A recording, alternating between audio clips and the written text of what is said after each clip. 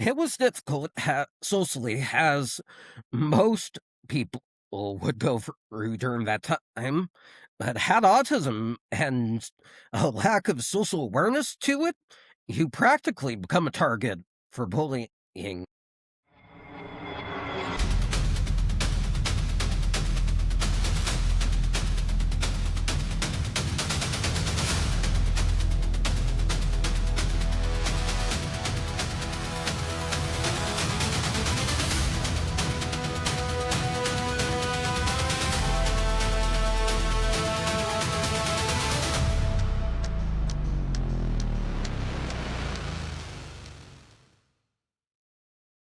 Hey, this is Lou Pimber. Welcome to Lou Pimber Speaks, author of the book Breaking Badly, my very own post-traumatic success story. You have a book in you. Write it down. Start taking notes today. You never know whom you might inspire. America needs inspiration. They need to hear from you. You never know, man. You never know. People might like it. And so welcome today. I have a very special guest. His name is Kaden McElwain.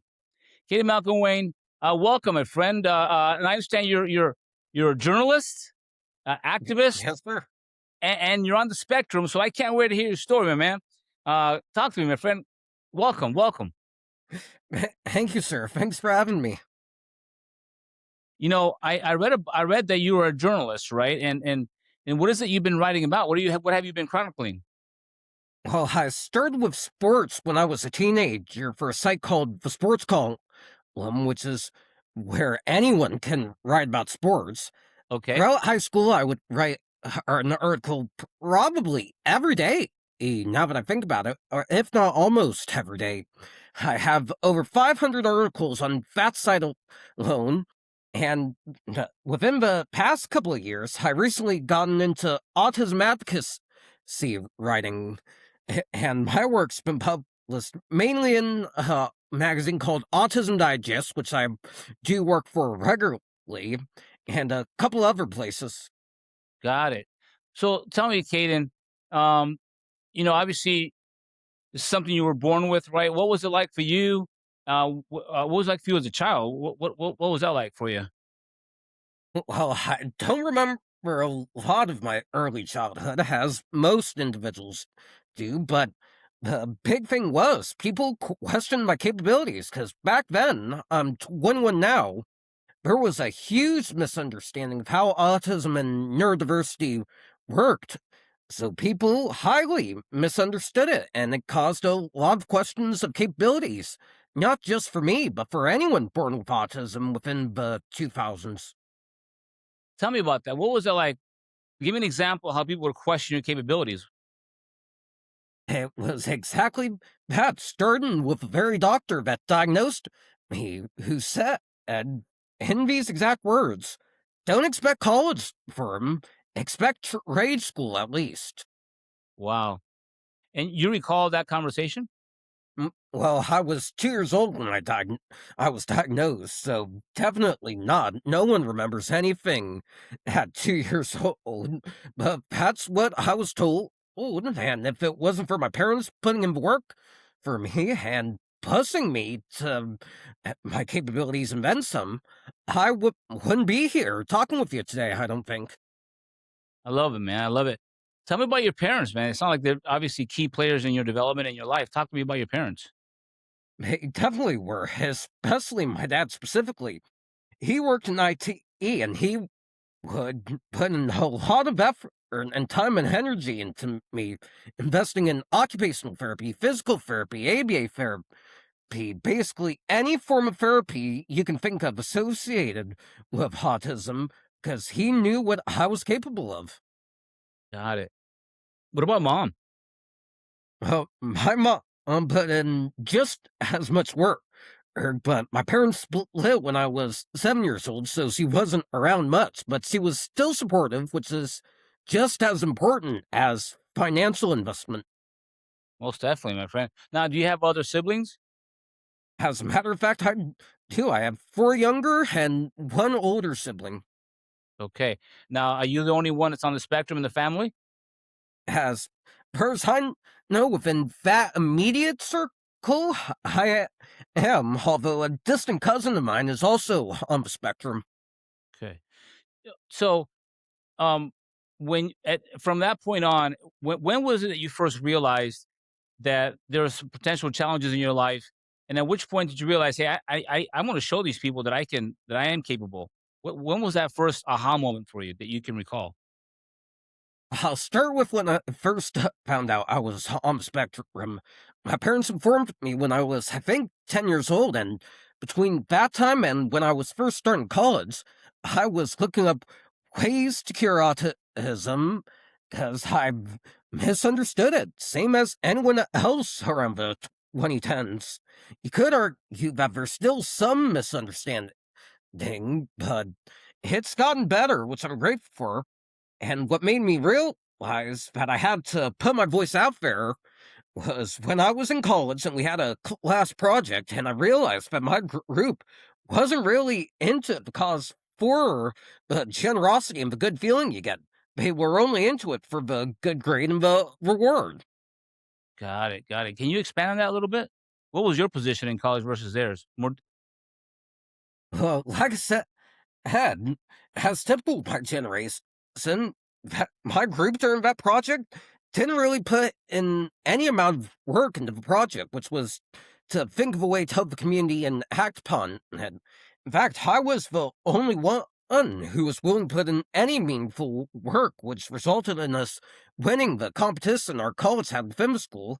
And between that and realizing that autism awareness isn't a cause commonly given the same amount of attention in America, I realized the only way that society is going to understand how autism works is if they hear from someone like me. got it, man, got it. So, let me take you back a little bit. You say you were 10 years old when you first became aware. What was it that not only was it your parents telling you, or did you feel something was just different? It was mainly my parents telling me. Up until then, I didn't really think much of it. And so when your parents broke the news to you, how did you process that? Did it make you angry, upset, confused? What were your feelings? All of the above, as most 10-year-olds would be in that general situation. And as I said, from 10 to about 18 years old, I would spend at least once a week looking up ways to cure autism Wow, because I misunderstood it. But the more I learned about it, the more I realized it's not necessarily something to be ashamed of. I love it, man. I love it. And what did you do to look for research or to look for ways to cure it? What were you thinking? Of course, you're a child, right? What was it you looking up? What were you researching? I was researching exactly that, how to cure autism, specifically through Google. And did you find anything that was helpful? No, I definitely didn't. It was just a lot of propaganda looking back at it. When you were, elementary school years, what was your social life like when you were a kid? I was pretty popular in elementary school, but looking back at it, everyone probably knew I was on the spectrum and was probably just being nice as a common courtesy or Yeah. whatever. Well, that's good. That's good. Um, I mean, I think that most kids, if they when they meet someone like you, they're probably not sure what to think of it, right? They'd be a little confused probably, and so, but it sounds like they were pretty cool with you, man. Yeah, they were, and I appreciate them for it. I love it, man. What about your teachers? Tell me about your teachers. Any favorite teacher? Um, oh, how like all of my teachers equally during my grade school years. I always got along with them, and I was practically a teacher's pet because I did so well in school. So they were extremely helpful. I love it, man. So you did good in school then. I did very well. Otherwise, I wouldn't have graduated college, would I have? Amazing. So, and what about high school? What was that? Because high school is a whole different animal, teenagers start developing their little personalities. A lot of the habits they develop by age 8 usually are starting to come out either good or bad or indifferent. What was high school like for you? Oh, it was difficult socially, as most people would go through during that time, but had autism and a lack of social awareness to it. You practically become a target for bullying. That's basically the rules. And I still had a very good relationship with my teachers. Of course, COVID hit, so I didn't get the full high school experience, but it was definitely worth it. I was able to graduate early in 2022. Wow. Congratulations to you, man. And I'm sorry you went through that bullying, man. How did you cope with that? I would feel bad about it initially, but as I got older, I learned not to give those people time of day, and no need to congratulate me on that. I think anyone can get a high school degree. I love your brutal you know what I love about people on the spectrum, man? You guys are you're very fortunate because you guys just tell it like it is, man. There's no filter, you know? And you tell it like it is, and that's an element that's just missing in society in general, right? Most people just don't tell it like it is, and folks like yourself, you just say it, and you cut to the chase, right? So I'm sure in high school when you just said what was on your mind and how you saw things, I'm sure some of the kids probably didn't know how to receive that. Did you experience that at all? I definitely did. And what was that experience like? Mm, it was definitely tense between students, as anyone would be if someone called them out. A few students gave me crap about it. Well, looking back at it, those were probably some of the best years of my life, ironically, I love it, man. What made it the best years of your life, man? because it taught me to be careful who I associate with. Mm, mm. And how did you where did you draw a line? M- Back then, I didn't really draw a line. I just let people say what I wanted. And honestly, I would always run to my teachers to come save me, which didn't help with my social life, but That's awesome, buddy. So you made it to college. What was that? Did you get any scholarships? Or what was that college? How did you end up from high school to college? What was that in between time? Did you how did you get that? What was that process like? Did you take the SATs or exams or what was that like? well, I took the ACTs and I went into college the same as anyone. I got accepted, got a couple of scholarships, and I graduated. Honestly, just because I'm on the spectrum doesn't mean going into college is a huge special thing, in my opinion. I love it. And so what did you study in college? I was a communications major. Okay. And how did you do in college? What was your GPA? I I graduated with a 3.76 GPA and I got Dean's List every semester, so I was able to graduate cum laude. Man, can I congratulate you on that one? You can. Congratulations, Kaden. That's incredible. It's inspiring, man. It's very inspiring. I love your attitude. I love that these accomplishments in your life, high school, colleges, we're supposed to do that, right? I love it, man. So, your social life in college, what was that like for you in college? I was improving on my social life throughout college. I was putting myself out there more. I had a small group of friends. While we didn't hang out, we were still pretty close. So my social life was a little bit better, but that was because people matured in college. Yes. And any cool college parties you might have attended that we need to talk about? No, no, sir, I wasn't into that. Any girlfriends in college? Unfortunately, no. My main focus was my academics. So you're locked down, you're focused, man. How old are you now? I'm 21, like I said, about to be 22 next month. Woo! So at some point in time, you let me ask you this question. There's various levels of autism. There's level 1, 2, and 3, I believe, right? What level are you in that spectrum? Well, I don't usually use the term levels in my advocacy. I use high functioning and low functioning, but for the sake of being PC, I would say level 1, extremely high functioning. Okay, so you'd be like level 1, extremely high functioning.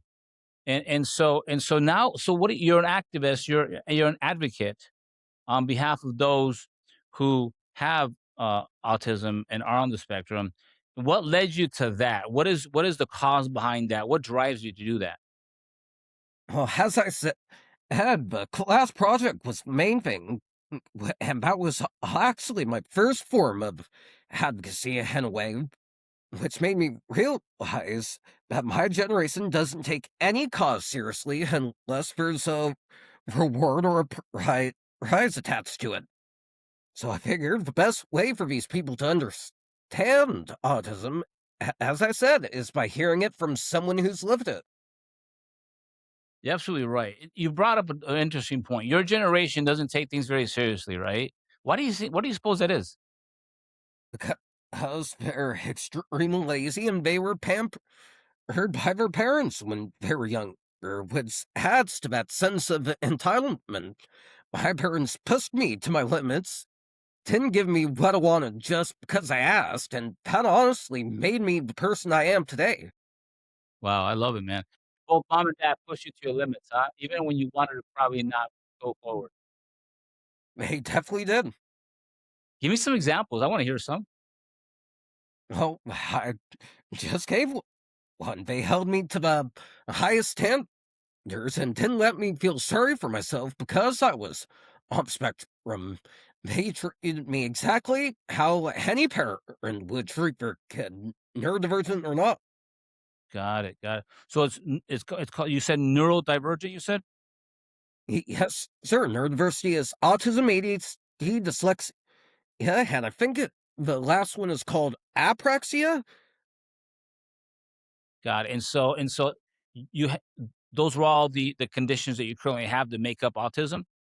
No, oh, autism is a whole separate thing. I'm on the spectrum, but it falls under the category of neurodiversity. I see. So you're on the spectrum, not exactly autistic, but more on the spectrum. Then got it. And on the spectrum, being on the spectrum encompasses those three or four characteristics you used to describe it. Is that correct? Yes, sir. So, and I'm asking you this because I'm not very well versed in it, and I think a lot of people who watch this are not either. They hear about it and they talk about it. They don't quite understand it. What are those 4 points? Can you describe them if you can? And what are the characteristics of those points? I can describe one characteristic mainly a lack of social awareness and social skills. Those can be improved upon, but that's the most notable symptom of autism or characteristic. If people want to learn more, they can go to autismdigest.com, which has a multitude of information on autism, and they can look into those four characteristics. Got it. Got it. Got it. So, what are you doing now? What's driving you now? I understand you're big. You're writing in a for a journal for a digest. Is that correct? Yes, sir. I regularly make content for Autism Digest, which is a magazine centered around autism that's been around since 1999. Wow. And you've been a contributor to that for how long now? A whole year, or as of March. I love it. And where can people find some of your writings? What is that called again? They can go to autismdigest.com and watch several interviews I've conducted with people on various causes within the neurodiverse community, or they can buy a print or digital issue where they can read some of my articles. Wow. And so you're also big in the pro-life movement, right? I'm not big in it, but I'm trying to be. I became. I've always been pro-life, as I am a Catholic, and I come from a family where we respect life. But I became a radical pro-lifer and wanting to get involved in that movement specifically after seeing a PSA from a company called Choice 42 that showcased what an abortion actually entails for someone. Now, if you know, is on the spectrum, is that something that can be diagnosed before birth? No, it can't, but they're working on medical technologies every year, so we could see something like that being developed in the future. And while you're on that topic, I want to take this opportunity to address something people watching this might have seen in the news, the Jesse Tyler Ridgway's situation. While I don't agree with what he did as a pro-lifer, one, I don't think we should be judging him by standards and sending him death threats for a choice he made. We could kindly say we disagree with it. And two, he's a social media influencer who makes millions upon billions of dollars every year on his channel through ad revenue, even though I really don't know how that works. So there was really no excuse for him to choose to abort his child because of a condition that he didn't want to invest the time in. Yeah, and that's why I was asking you the question. I was wondering if this is something that can be diagnosed, much like how they diagnose Down syndrome. And in that particular case, he and his spouse chose to have an abortion at about 22 weeks, I believe, right? Exactly. Actually, I think it was 21, but it's the same trimester. Wow, wow, wow, wow. And so, tell me about your position on pro life. Aside from being Catholic, uh, um, tell me about that position. Where do you how do you feel about that? Other than being against obviously pro life, but what's your position on that in general, overall? I think a person is incredibly wrong, but it's 10 times worse when it involves someone with a disability. The problem I'm seeing it within my generation is it's becoming totally promote abortion because this generation, one, doesn't want to invest time into a child, let alone one with a disability, which is definitely typical of my generation. So I don't know why I'm surprised. But two, my generation thinks of babies as toys, in my opinion. I think they think pregnancy is something they can get rid of whenever they want, when that's not really how it works. It's a gift from God because not everyone can get pregnant, and a lot of people, have struggles in that department sometimes. And you're being blessed with a child, and they these this guy chose to have an abortion, and all because the child had a disability. Um, what have you been writing about that? Well, as I said, Ed, I'm trying to find pro life companies to work with. I wrote a fictional story he had narrated it about an abortionist who quits after witnessing a disability related abortion. But the big thing is I've been having trouble finding a pro-life organization willing to platform that, mainly because they have their own style of doing things, and outside content would be a conflict of interest of that, which I get. I was able to find one who's willing to help me find someone called Nathan Gives, which is a jewelry company where all proceeds benefit pregnancy resource centers. So you could be seeing more of me within that stratosphere in the future. I love it. And what is that organization called again? Nathan Gives, Natean, Natean, An. Natean. Gives. Yes, sir. Nathan Gives. Wow. And so, um, what do your parents think about the accomplishments you've made so far? How do they feel about it? They're super proud of me.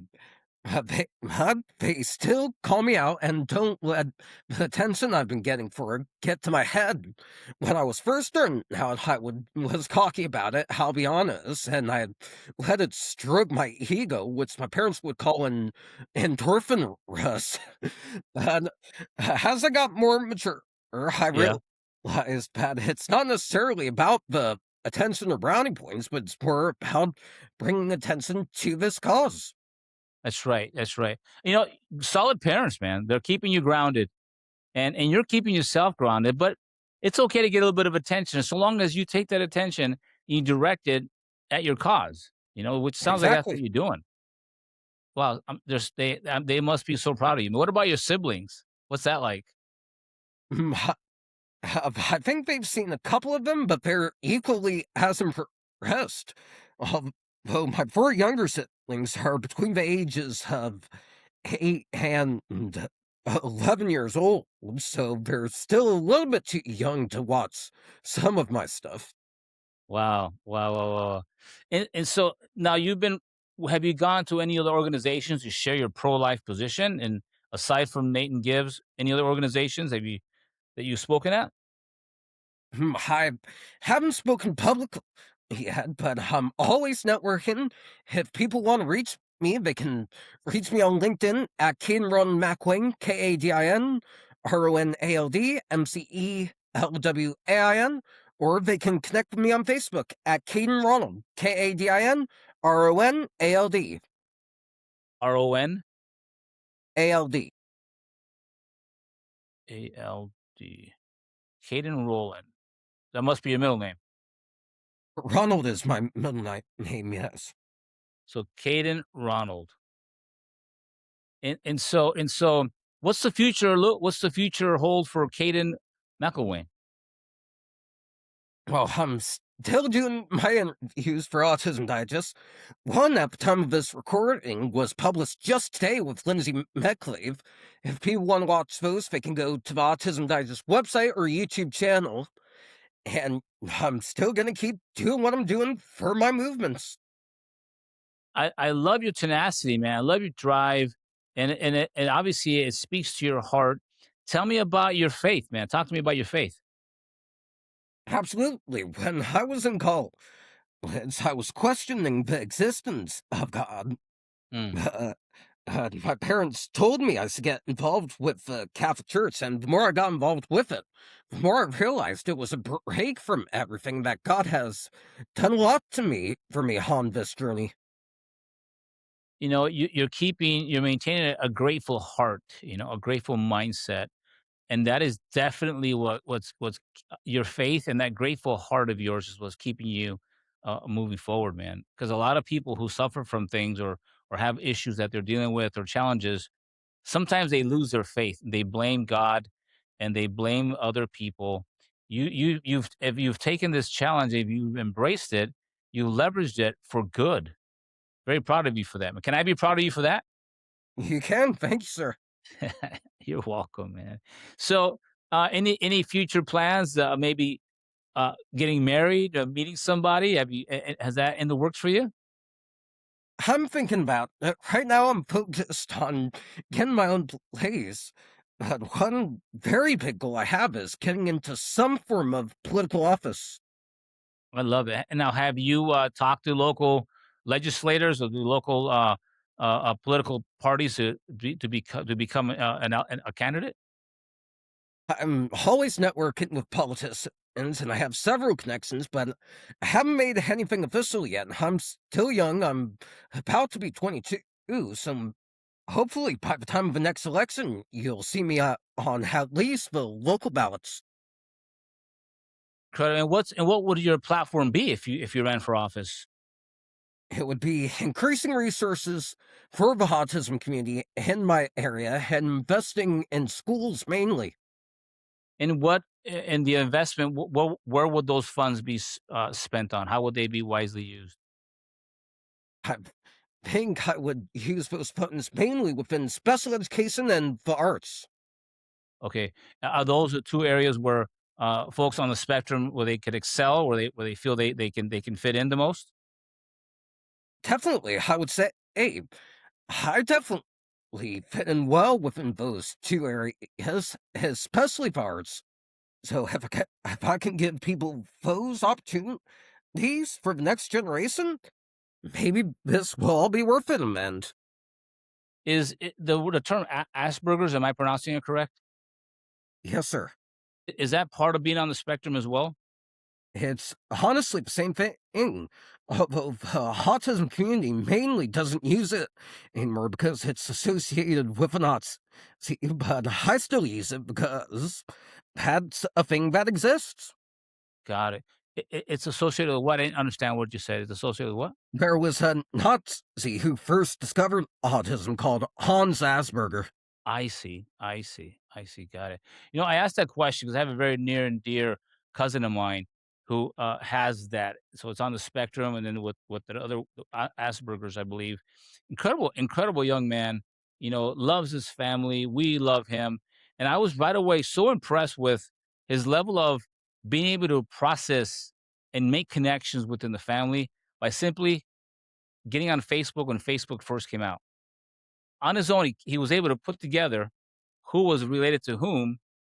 Right, very quickly, he was able to do that at a very, very young age, and it seems like uh, guys like yourself on the spectrum, you guys have like some superpowers, man. You guys are highly intelligent, man. You process things a little bit differently. Is that a good way to describe it? That definitely is. When you look at a complex problem, how do you look at it? I look at it as one I can easily solve if I put the work in. Now, typically, if I'm given a complex problem, most in school we're taught to kind of list the challenges and then put together some solutions and then kind of be very very linear with how to solve the problem in a very linear way. It seems like guys like yourself kind of take it all together and just find a solution a little bit faster sometimes. Is that sort of the way you see it? That's highly accurate. 'Cause I noticed that. I noticed when I've spoken to his name's Luis, Ouija, we call him. We love him very much. And I noticed that he's able to process things very quickly. And I've met others who see things from a different point of view, from a different set of lenses. And there's a couple folks on the spectrum that work at the grocery store that I go to. I love chatting with them, man. I love chatting with them.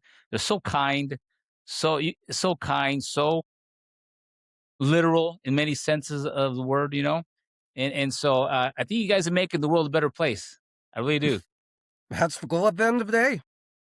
I love it, man. I love it. So, what is the ultimate goal for you, Kaden? What's the ultimate goal for you, aside from running for office and continuing being an activist?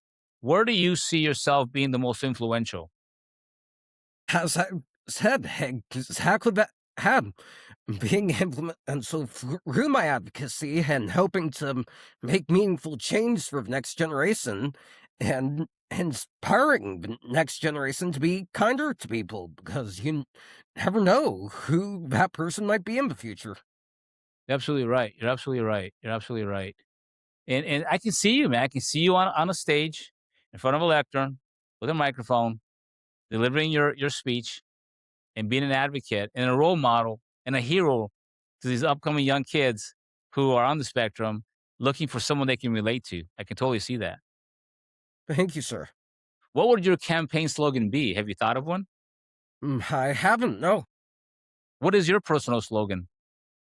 Mm, Put in the work and the results will follow. I love it. Put in the work and the results will follow. You know, not many people get that today. Not many adults, not many Gen Xers get it. Not many generations. I'm a Gen Xer, but the younger generations, not everybody gets it. You get it. You're a good example. Kaden, I want to thank you for today's conversation, my friend. Is there anything else you want to share before we finish? No, heard people can find me if they want to reach out earlier on. Mm, I'll just say thanks for having me. Awesome. So give me one more time where they can find you. Absolutely. They can find me on Facebook at Kaden Ronald, KADIN RONALD. They can connect with me on LinkedIn at Kaden McElwain, KADIN MCELWAIN. And they can watch me on the Autism Digest YouTube channel or website. Autism Digest. Man, I'm gonna go check out some more of your work. And I'm honored to meet you. I'm glad that we connected.